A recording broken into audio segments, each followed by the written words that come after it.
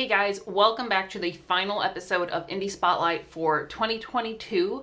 Today I'm going to be talking about Beginning of Arrogance by Bryan. This book was introduced to me from the author himself, and I really appreciate it because I had a great experience. But obviously from my initial impression, you can tell that I liked it. So let's just jump into the description of the book itself and get into some of my thoughts. Paladins are nothing but trouble. Stories about paladins are everywhere. Noble warriors riding magic steeds into battle against terrible foes, champions of their gods, heroes to everyone except those who already have everything. Paladins are notorious for upsetting the balance of power to the detriment of any who don't worship their deity.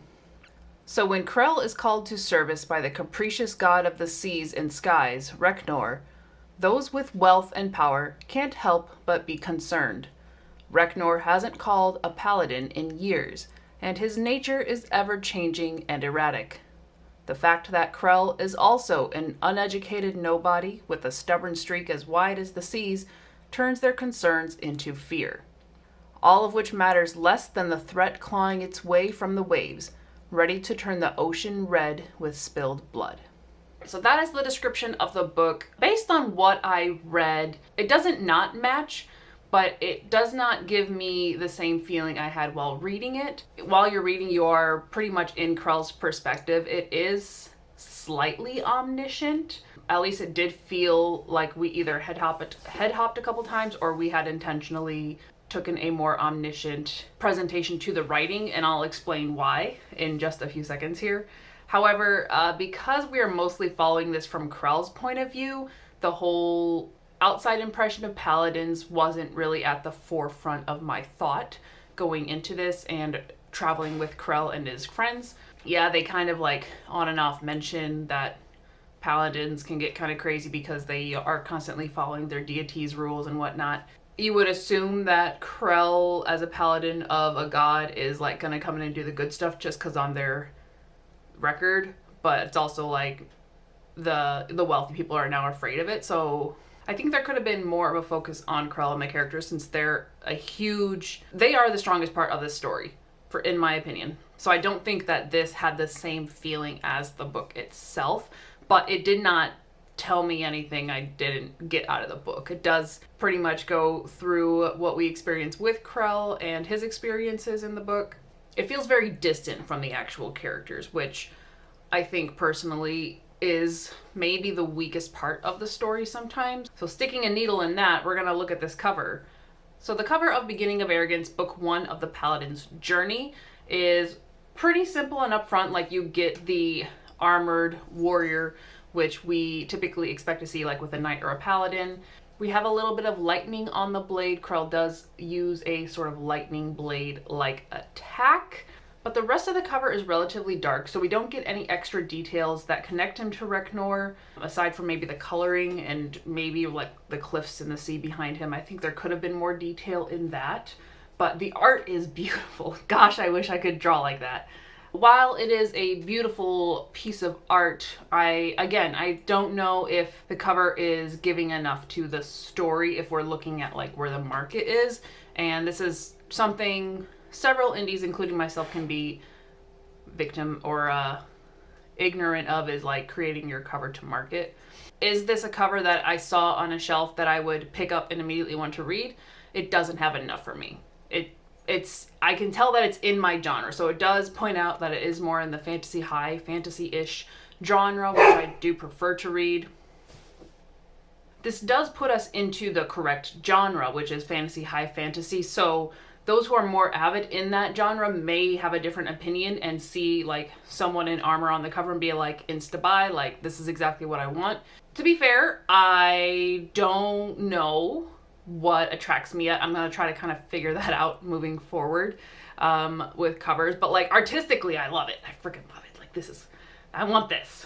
That being said, I believe fantasy readers would know what type of book this is, and if that is in their wheelhouse and they love it, they will pick up this book based on the cover, possibly the description.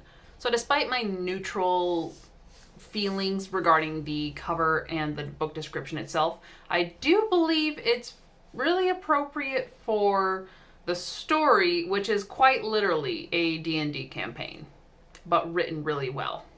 Why do I say this? So we are introduced with the main character Krell at the beginning, and he joins up with this ragtag of misfits to go over to the next town where dwarves have gone missing in a mine, and they suspect there's monsters down there. So their group, consisting of 2 orcs, I think it was the orcs that made me think D&D first. So 2 orcs, Krell himself, a halfling named Gerard, who's great, and a more like a Fey-touched, more mage-esque character named Tristan. So they all go over there to investigate the mine, find the dwarves, defeat the monster, get the pay, and head back to town. It's literally D&D campaigns, and it's great.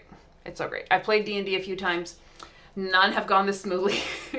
It's actually an interesting way to approach a story, because with the variables that you get in D&D by rolling the die, something super easy can be a super fail, or you can succeed at something very difficult. So you don't really know what's going to happen. And I think that does give this book and these character experiences a lot of, I don't want to just say variation because I'm just playing on the same word, a lot of texture.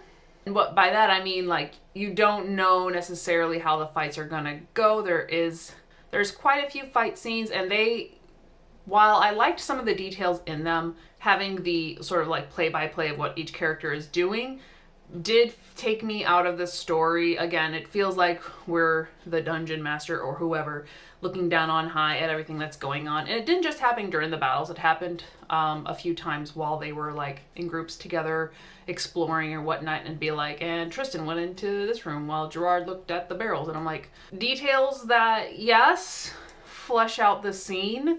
But for what Krell was doing, I could tell it was not Krell's POV on all of this, especially when a fight's going on.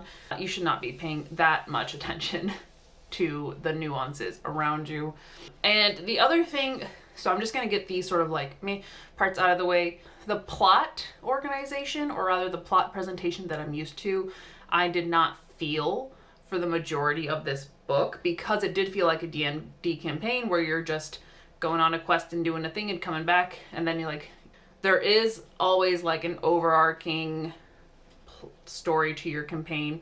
Like, there was a lot of information that went into it, but it was very hard to figure out like what especially with this being a series, like, where is this going? I don't know where this story is going. There is a lot of information. There's a lot of unique characters, because we actually get some more added to our party, and then we have like the people in the town that we return to. So I thought all of that was really fleshed out, and like it said, it felt like a D&D where like the dungeon master has to prepare all this information and give the characters information as well so they know where to go next. But as far as like where the series is going, I guess we're going to pursue who this like necromancer bringing back the undead is going on, and why Reknor chose Krell to be his paladin, since it hasn't happened for years. Whether this came from a D&D thing or not, or if it's all out of Bryan's head, I love having the paladin as the main character, with especially like the details going into Reknor and like some of the other religions. I actually really, really do enjoy all those details. So overall, there were tons of things in this book that I really enjoyed. I actually had my Kindle play it to me for a lot of my reading experience while I worked on art. The way that it is written felt like a comfort read to me. And especially because my core reading experience as a child was Tamora Pierce and her fantasy settings. This is a very comfortable realm of fantasy to me.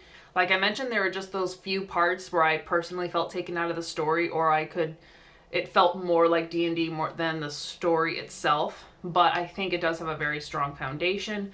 Looking forward to where it's going, because we know the guy's still out there. I would like to kind of see, I guess, more of that, and maybe a little bit less of the day-to-day. I don't know, like, I also like day-to-day stuff, so, I guess I just want to see the plot more clearly, maybe moving forward, just so I know where the story's going. It just sort of had that wandering quest feel for a lot of it, even though we were given a lot of information. Maybe that was too much information. Maybe we were just getting too much information. I don't know. I have to figure out my feelings on that. But I did enjoy this book. I highly recommend, if you have played D&D, or if you want to play D&D, or if you just love fantasy, high fantasy, whatever, check out Beginning of Arrogance by Bryan Cole. If there's an indie book that you would like for me to read and review next year, leave it in the comments below. I also have an announcement coming up regarding indie books, not only that I've read, but like, it's a surprise for you indie authors out there, and that's coming up. So look forward to that. Thank you again for submitting your guys' books to me so far this year. I've had a really great year reading indies with a couple exceptions. So keep on bringing in those recommendations. Thanks again, and I'll see you in the next one.